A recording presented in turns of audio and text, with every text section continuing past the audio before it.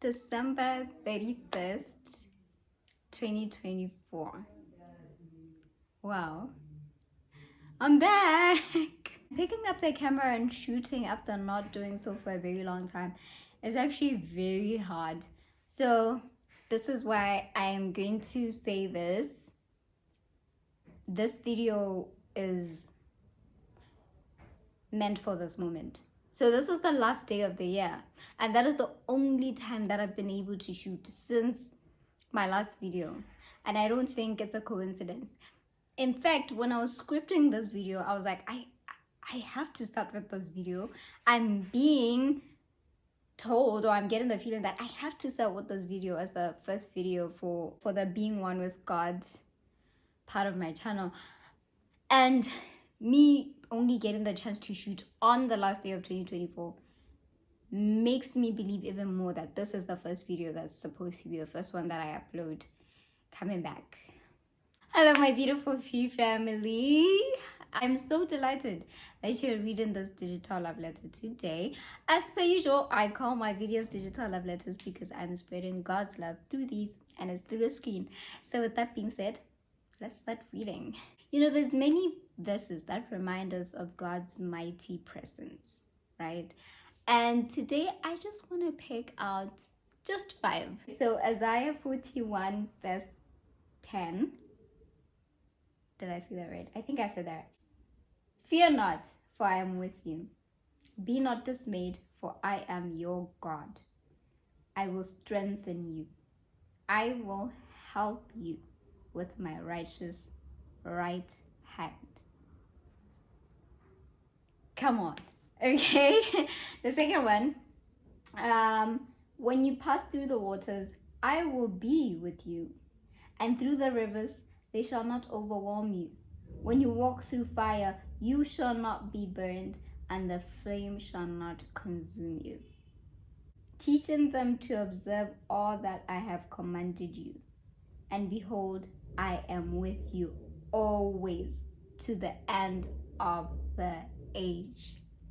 Listen, I am with you always to the end of the age. Behold, I am with you and will keep you wherever you go, and I will bring you back to this land, for I will not leave you until I have done what I have promised you. Be strong and courageous.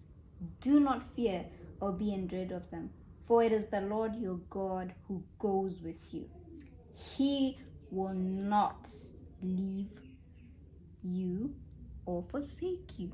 Come on. Guys, we are truly gods.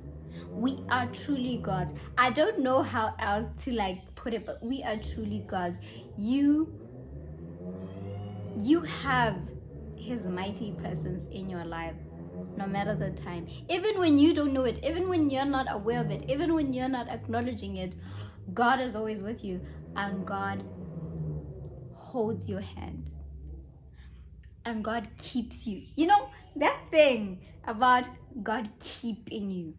God keeps you. Every time you don't feel whole and you feel scattered or dispersed, I think you should know that that is not the true state of things, because you are being kept by the Alpha and Omega. You are with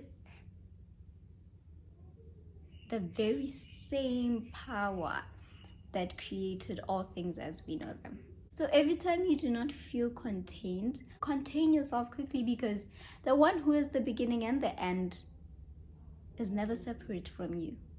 So I normally take days to script these videos, right? And sometimes in the middle of scripting, like in those days, I get more insight into what I should share with my people. And you know what happened? Before I started scripting this video, I had a conversation with a colleague at work, and we were talking about purpose, and I was like, you know, I feel like you need to find what God has put you here to do and do it. And I always tell myself, and I realize that I'm actually the happiest when I'm doing what God has put me here to do. And I was like, I want to give myself to that. But for some reason, it's like what I never have time for or something like that, right? I want to give myself to that. And then we also then got into like how, like the law of attraction, and how we saw a video of some lady on TikTok. Oh my god, why can't I remember that username?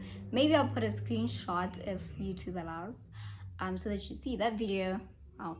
And she says that the law of attraction is about becoming attractive to what you want. And I said to him, I said, I think, oh, my baby is crying. I said to him that I think for me to become attractive to the things that I want is to let go of rejection, to release this energy of rejection and this coat and covering of rejection that I have over me, because I think in my life the times that I've been rejected or things that have rejected me, and it's not just about relationships, like, oh, breakups, or it rejected me, or friendship. Like, it's more than that. It's maybe projects that I wanted to pursue, or family rejecting me at some points. I was like, I want to cleanse myself of that. That's not me. It doesn't define me, but I think I've let it define me. And somehow every time I make big decisions in my life, that rejection spirit kind of contaminates everything. Like, literally, that Sunday at church, the apostle said, "Can I speak to your life?" That spirit of rejection is leaving your life. You are not rejected anymore. And to me, it blew my mind, because it's like, how beautiful it is and how safe and how loved you feel when God is talking to you. Because God was speaking from my conversation with my colleague to church. Then God continued speaking.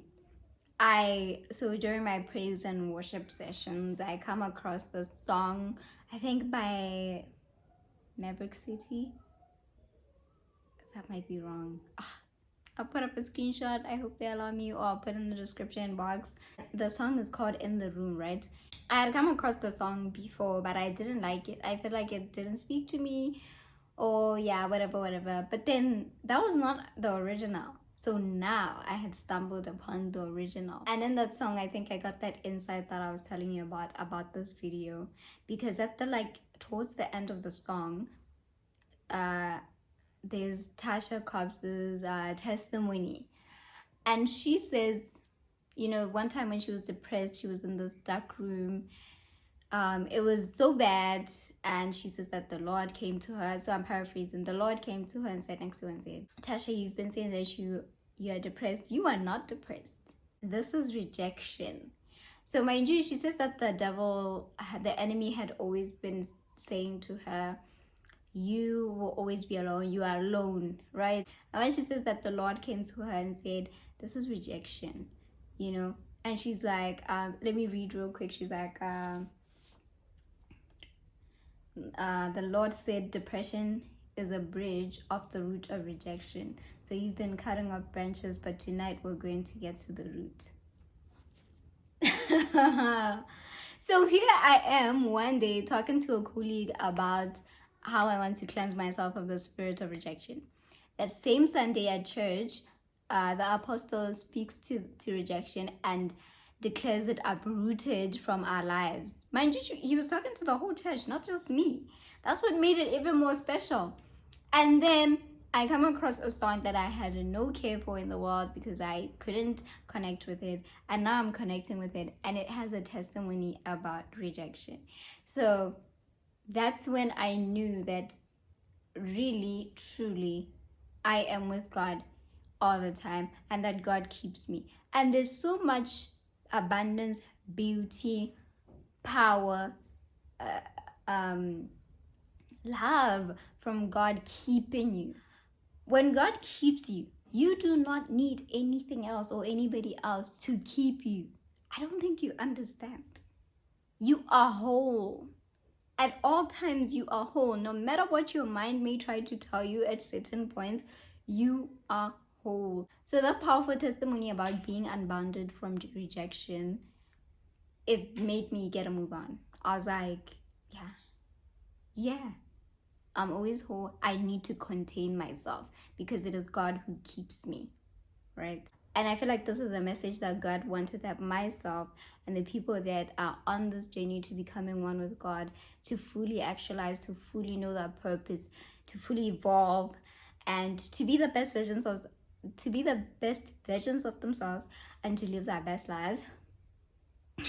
That He wanted us to know that He's always with us and we are always whole, and it is Him who keeps us. My beautiful free family, I hope you have pure thoughts, pure love, and faith.